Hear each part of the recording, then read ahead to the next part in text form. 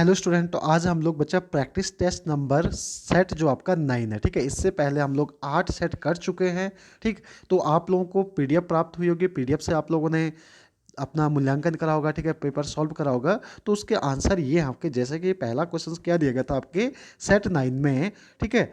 इसका आपका आंसर क्या होगा बच्चा, क्वेश्चन 1 का, economic growth is the usually बच्चा आपका विद बच्चा, ठीक है। आर्थिक विकास आमतौर पर किसके साथ मिलकर होता है।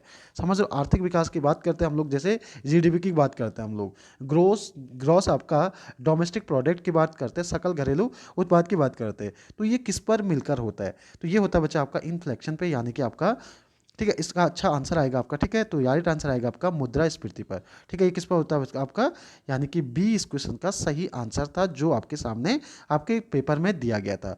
दूसरा क्वेश्चन सेट 9 का दूसरा क्वेश्चन क्या था, ये रहा आपका दूसरा क्वेश्चन, क्या दिया गया था, कृषि और संबंधित क्षेत्रों की योजना को बनाने वाले और अनुसंधान कार्यों के समन्वय का सर्वोच्च निकाय कौन सा है। अच्छा क्वेश्चन है आपका, क्या दिया गया था उसमें, ठीक है, जो आपका क्या करती है, ठीक है। तो अच्छा क्वेश्चन है, इस क्वेश्चन का राइट आंसर आएगा भारतीय कृषि अनुसंधान परिषद, Indian council of agriculture research. अब यहाँ से क्वेश्चन बन जाएगा आपका कि आईसी है, इंडियन काउंसिल जो आपका एग्रीकल्चर रिसर्च है, ये कहाँ पर स्थित है। तो ये है बच्चा आपका कहाँ पे, दिल्ली के अंदर स्थित है, ठीक है। तो ये अच्छा क्वेश्चन है।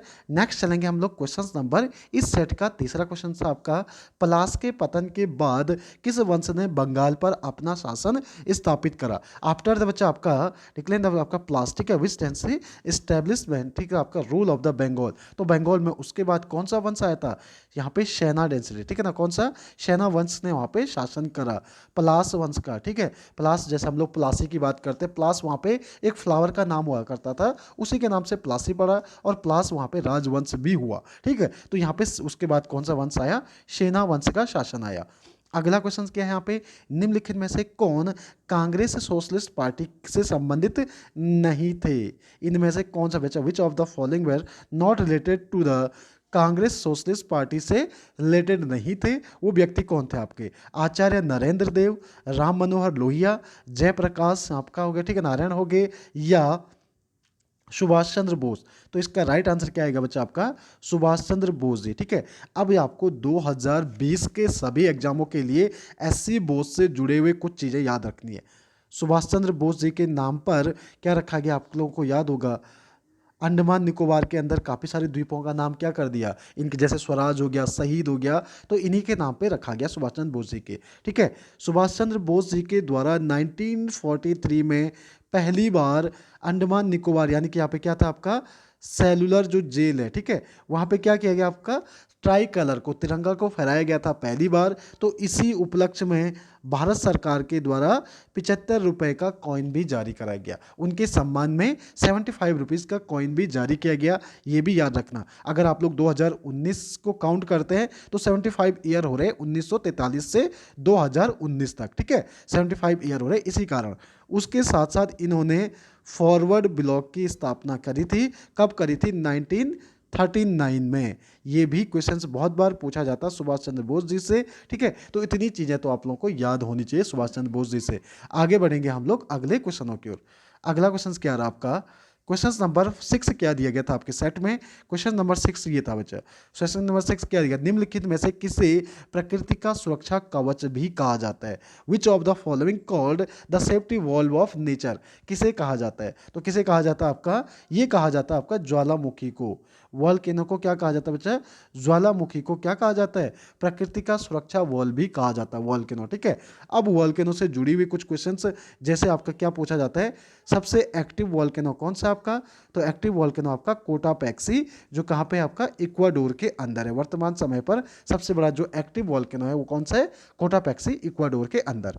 नेक्स्ट बढ़ेंगे हम लोग, हिमालय का किस क्षेत्रीय विभाजन में काली और तीस्ता नदियों के बीच क्या है, स्थित है। अच्छा क्वेश्चन है। क्वेश्चंस क्या दिया गया, which region of the division the Himalayas situated between the आपका काली एंड तीस्ता रिवर। तो कौन सा क्षेत्र आएगा आपका, बी नेपाल हिमालय।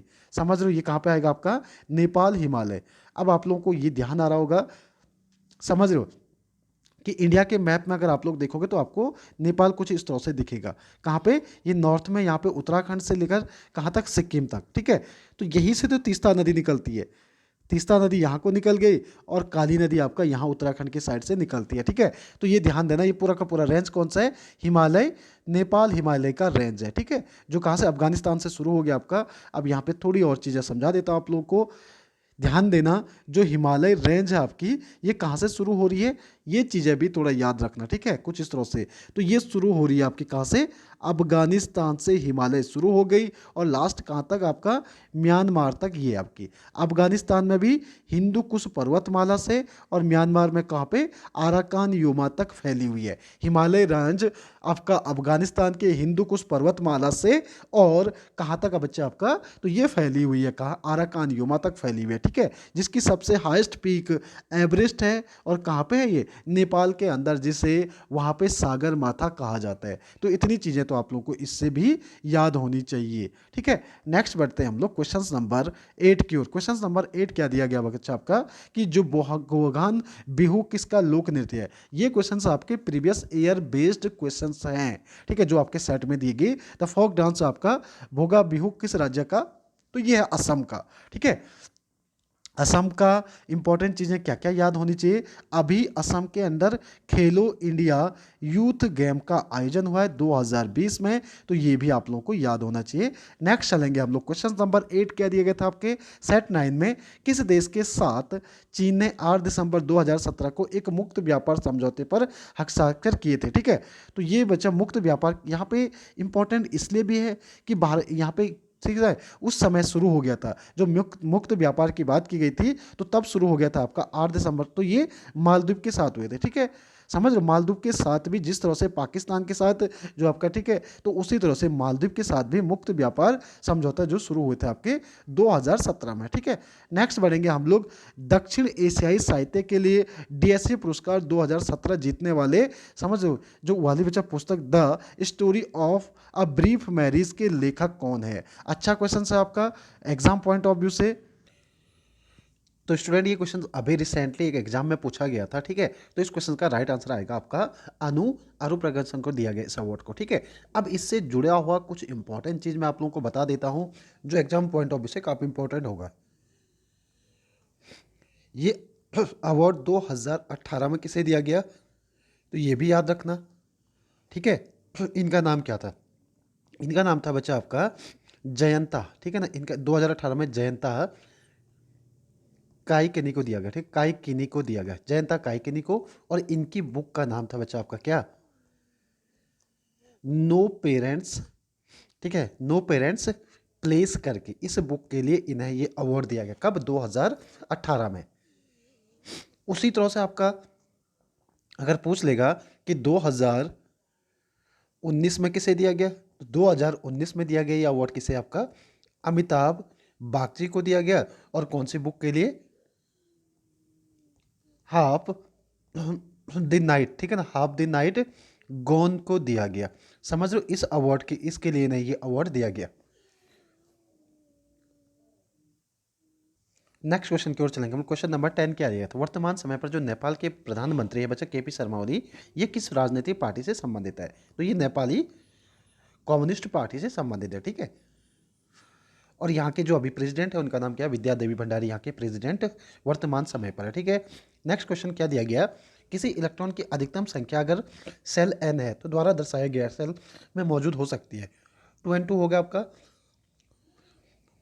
निम्नलिखित में से कौन सा कार्बन का एक बच्चा क्या है, ऑप्ट्रॉन नहीं है। ठीक है, यहाँ पे क्या दिया गया, एप्ट्रॉन नहीं है आपका, कौन सा, ठीक है, एप्ट्रोप नहीं है, कौन सा, डी आएगा इसका, मीथेन कार्बन का एप्ट्रोप नहीं है। नेक्स्ट बढ़ेंगे, मनी बिल को परिभाषा भारत के संविधान के किस अनुच्छेद में दिया गया, तो मनी बिल के संबंध में 1110 के अंदर ये व्यवस्था दी गई है। ठीक है, जो धन विधेयक की बात करेंगे हम लोग, धन विधेयक की व्यवस्था भारतीय संविधान के अंदर कौन से आर्टिकल में दी गई है, तो आर्टिकल 110 के अंदर ये व्यवस्था दी गई है।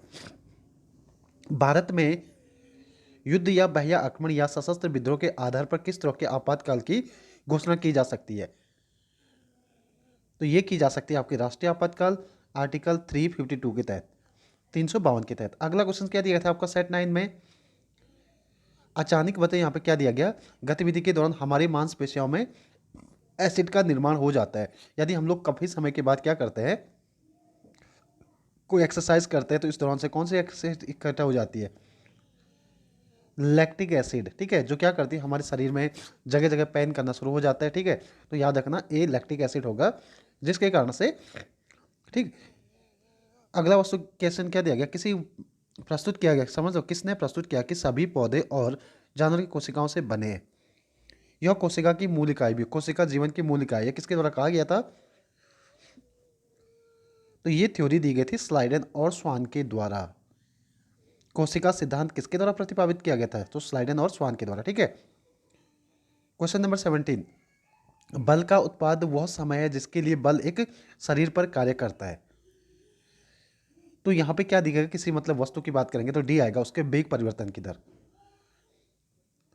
समझ रहे हो, F equal to M A भी आता ना, तो वेग परिवर्तन की दर को क्या कहते हैं आप लोग, ठीक। नेक्स्ट बढ़ेंगे हम लोग अगले क्वेश्चन को, कृषि मूल्य समर्थन कार्यक्रम का उदाहरण है। तो बी आएगा बच्चे यहाँ पे, अ प्राइस फ्लोर, कृषि मूल्य पर, ठीक है ना। क्वेश्चन नंबर 18 का राइट आंसर आएगा अ प्राइस फ्लोर, ठीक है। भारत में विकसित होने वाला पहला आधुनिक उद्योग कौन सा था? तो वो था बच्चा आपका टिस्को, समझ रहे हो, कब हुआ था आपका? सबसे पहले टिस्को हुआ था आपका टाटा 1907 में, जमशेदपुर में, ठीक है। क्वेश्चन नंबर 20, निम्नलिखित में से, यहाँ पे क्या दिया गया बच्चा आपका, मैट्रियन सी पर स्थित है, तो विक्टोरिया लेक, विक्टोरिया लेक बिल्कुल मैट्रियन सी पर, भूमध्य सागर रेखा पर, समझो इक्वेटर पर स्थित है, तो वो कौन सी आपकी विक्टोरिया लेक, ठीक है। क्वेश्चन नंबर 21, जोग फॉल किस नदी पर बना है? भारत का सबसे ऊंचा फॉल जोग फॉल किस नदी पर है? तो ये है आपका किस पर? शरावती निबर पर, कहाँ पे? कर्नाटक के अंदर, ठीक है। क्वेश्चन नंबर 22, फैजी किसके दरबार में रहता था? फैजी बच्चा किसके दरबार में रहता था? तो अकबर के दरबार में रहता था, ठीक है। क्वेश्चन नंबर 23, नचिकेता या यम के बीच में सुप्रसिद्ध संवाद किसमें दिया गया? तो ये दिया गया बच्चा आपका, समझ, बहुत अच्छा क्वेश्चन है, ठीक है ना। तो बच्चा ये कहाँ पे दिया गया? कंठोपनिषद में दिया गया, ठीक है। इसका राइट आंसर क्या है? नचिकेता और यम के बीच में जो संवाद दिया गया आपका, कहाँ पे? कंठोपनिषद पे दिया गया। क्वेश्चन नंबर 24, हीलियम के परमाणु में एक इलेक्ट्रॉन खो देने को क्या बनता है? तो ये बनता है आपका धनात्मक, समझ, पॉजिटिव, यानी कि एक धनात्मक हीलियम आयन बनता है।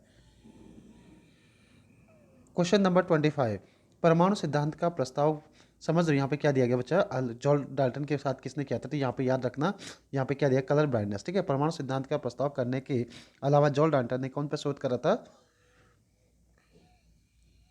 तो ये करा था इन्होंने कलर ब्राइटनेस पे, ठीक है। बी इसका राइट आंसर आएगा, ठीक। तो यहाँ पे इंपॉर्टेंट क्वेश्चंस मैंने आप लोगों को कवर कराया बच्चा, ठीक है। ये था आपका सेट 9 से जुड़े हुए हर एक क्वेश्चंस को आप लोगों को मैंने बताया। सभी लोग पहले पेपर को प्रैक्टिस करें, उसके बाद आंसर को क्रॉस चेक करें, और कमेंट्स बॉक्स में अपने आंसर जरूर मेंशन करें, ठीक है। या आप लोग जैसे चैट बॉक्स आपके लिए बनाया गया, उसमें आप लोग अपने आंसर मेंशन कर सकते हैं। धन्यवाद।